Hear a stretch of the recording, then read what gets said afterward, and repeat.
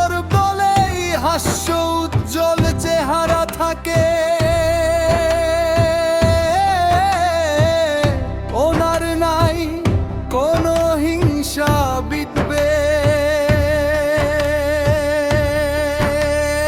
আছে শুধু সহানুভূতি, মূল্যবোধ, মানবিকতায় এবং কর্মীদের প্রতি আছে ভালোবাসা। বুড়িচিং উপজেলার সংগ্রামী সভাপতি জনাব এটিএম মিজানুর রহমান চেয়ারম্যান সাহেবের